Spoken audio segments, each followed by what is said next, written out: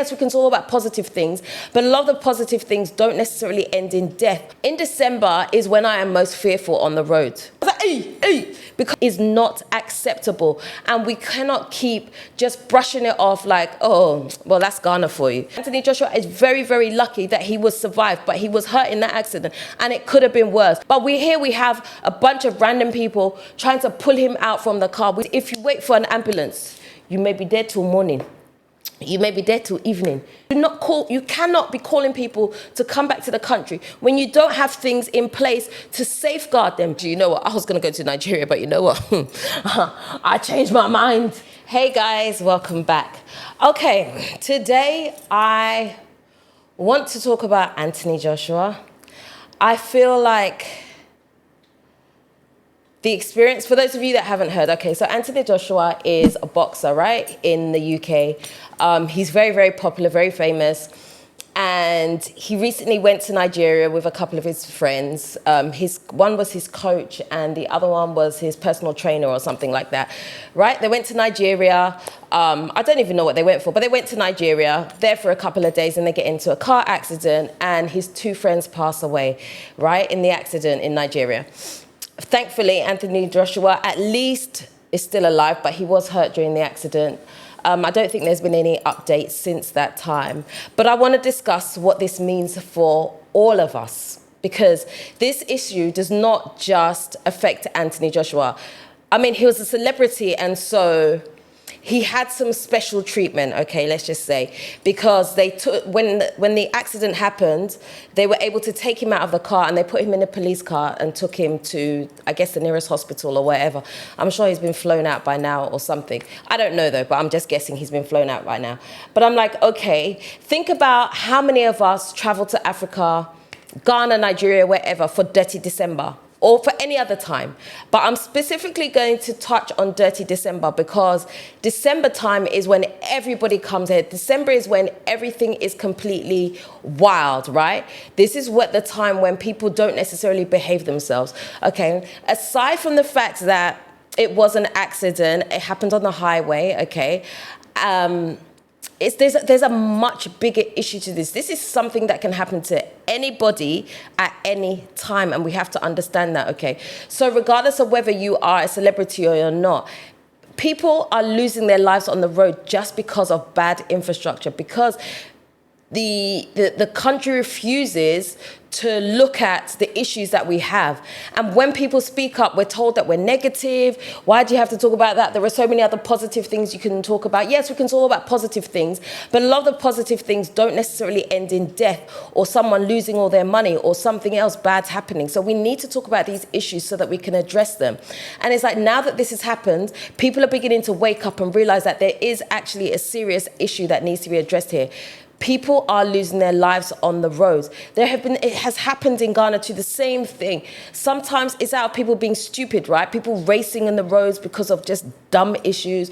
Or it just happens because, especially in Ghana, right, that Accra to Kumasi road, a lot of accidents happen on that road. I don't know, I can't say that it was speeding. I can't necessarily say that it was 100% because of the bad roads. It's probably a combination of everything, I don't know. But deaths are happening.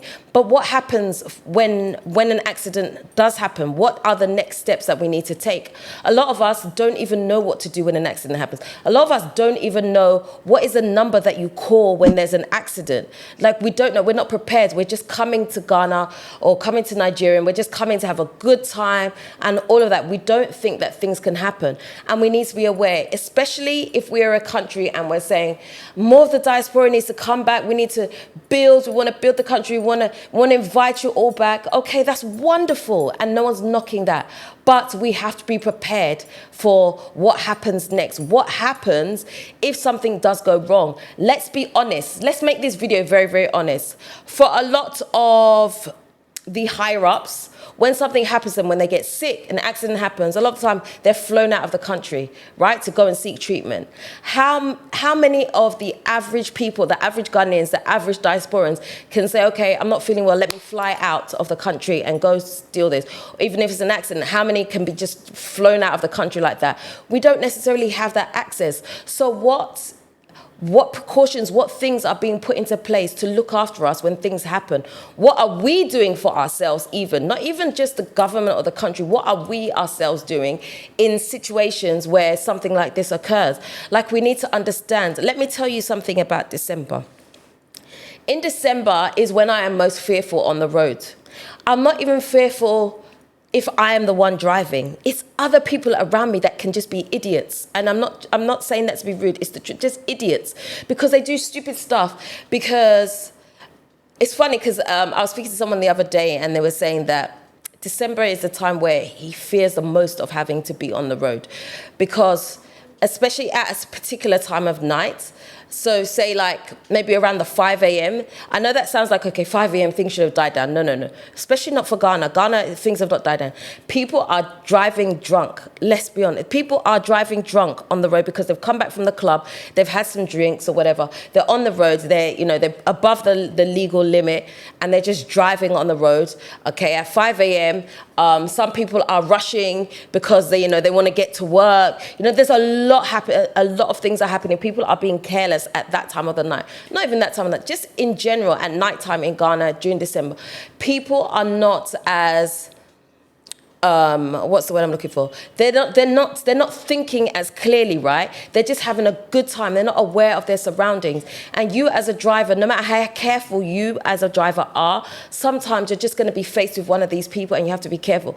Even when I've gone out during December and I'm in an Uber, right? I see some of the stupid stuff. The other day I was in an Uber and this guy, we're driving to go somewhere and someone is cutting into the lane like it was so close. Even me, who was a passion, I was like, ah! I was like, hey! Because I was like, the way that they were driving, Ghana doesn't have a good reputation for driving. They say that if you can drive in Ghana, you can pretty much drive anywhere because the way that people drive is just absolutely crazy.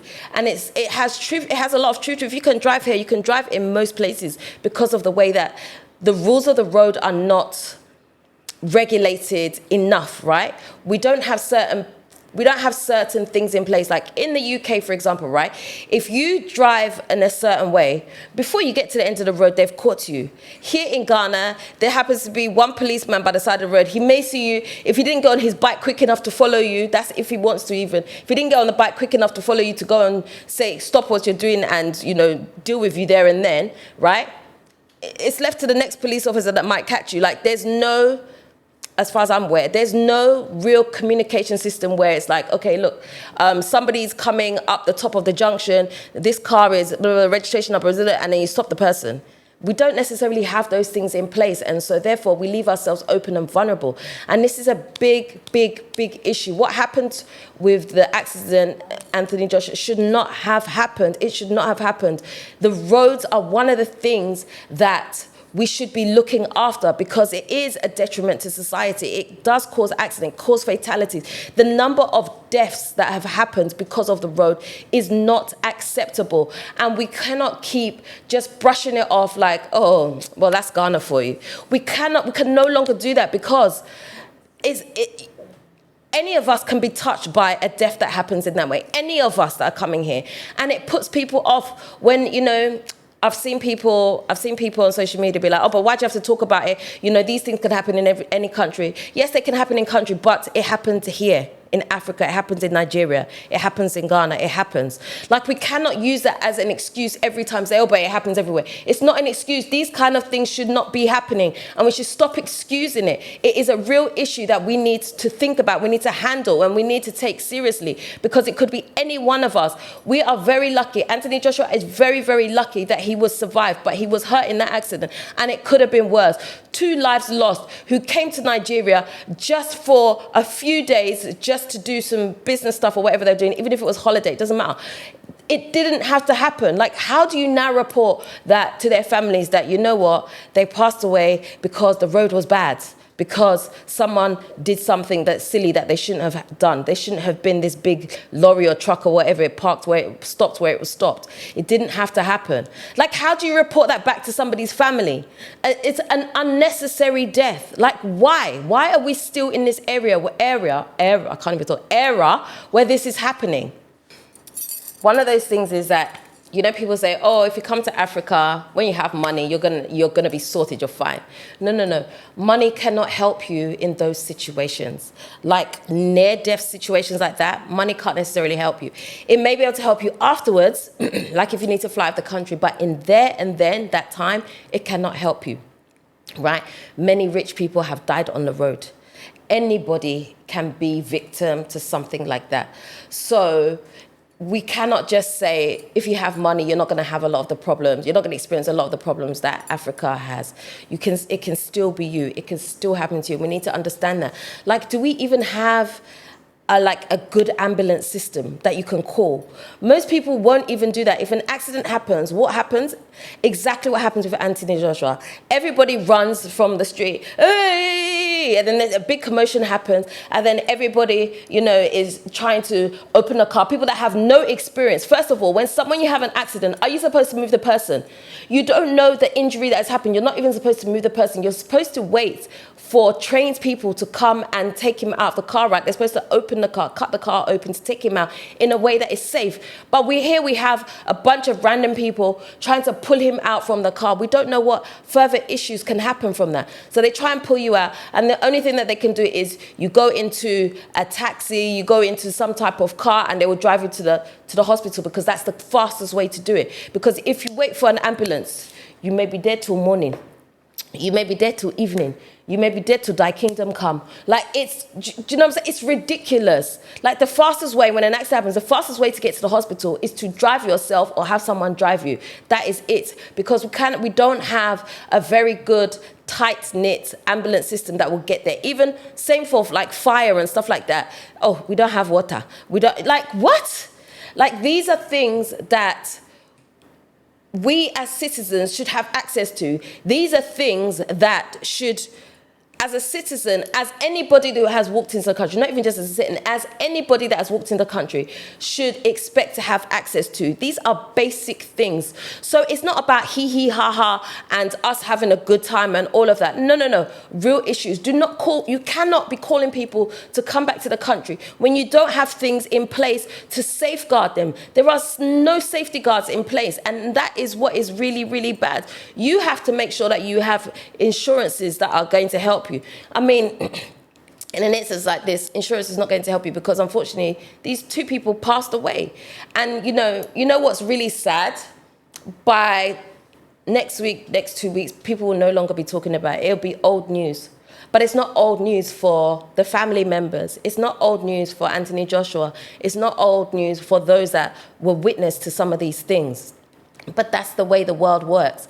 And we don't want this issue to just die away as if, it was just one of those things. We don't want it to be like this. We need to take action somehow, and we need to make sure that things are in place to help people.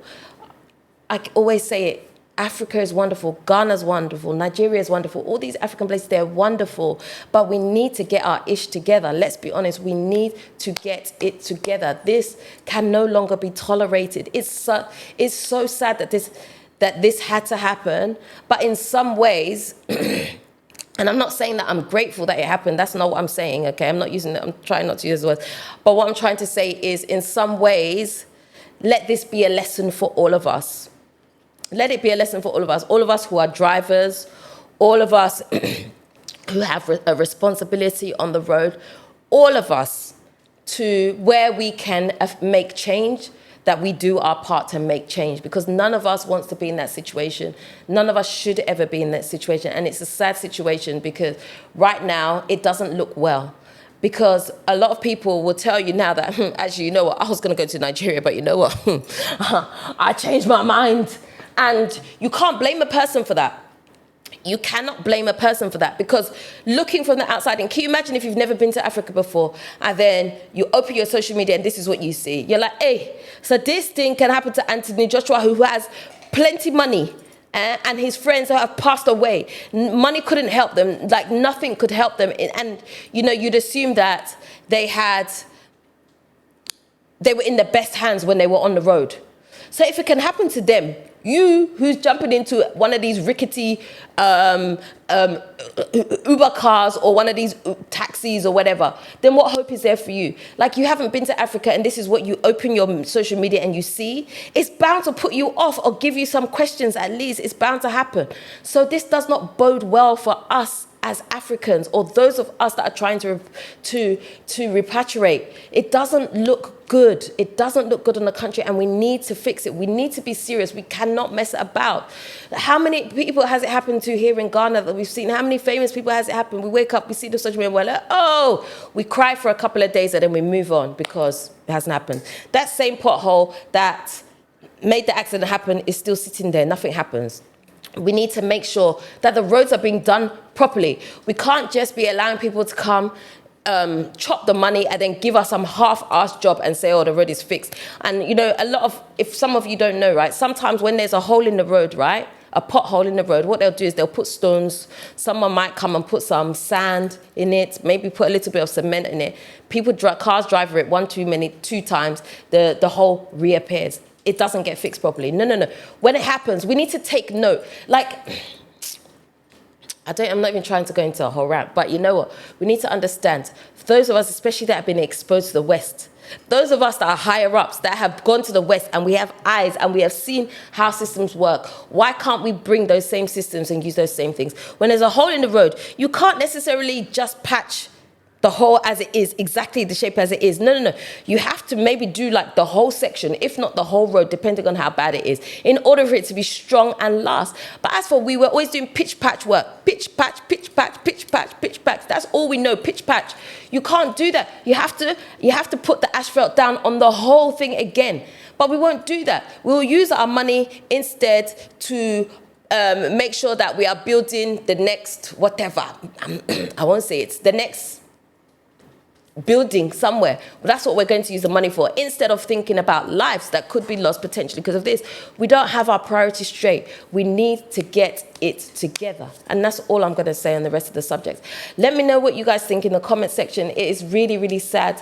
Prayers obviously go up to the families of those whose lives were lost. It's very sad. Honestly, when I saw it, I felt really heartbroken because this did not need to happen. Like, people that are just coming to have a good time and just, you know, things like that are great for Africa. When we see people coming into the country like that, they're having a good time, you know, like they want to get away. Like, it's really, really, really, really heartbreaking. And I hope that this is going to be a lesson to all of us that, you know, we take better care and we're actually going to do something about it. So let's hope. But anyway, that's where I'm going to end the video. Guys, if you are interested in doing a one-to-one consultation with me about moving back to Ghana, just send me an email to dela@moretodela.com. Also, if you are looking for a soft landing and you're coming into the country and you would like somewhere safe, reliable, and all of that, somewhere that's a great location near some great amenities, definitely, again, send me an email. I have 2 one-bedroom apartments which are available for both short-term and long-term stay. Also, I have my Fafa by Dela whip shea butter if you would like to purchase some. For those of you who are always asking about what I do with my skin, this is what I do. They are also available. Send me an email, or you can head over to my website, Dela. I was going to say Dela, moretodela.com. That's not my website. It's moretodela.com. It's on there too, or you could just send me an email, might be easier.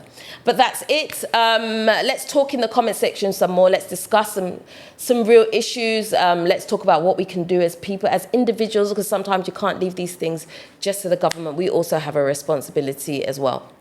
So let's continue to talk, okay? If you haven't already subscribed to this channel, do me a favor, hit the subscribe button and the notification bell.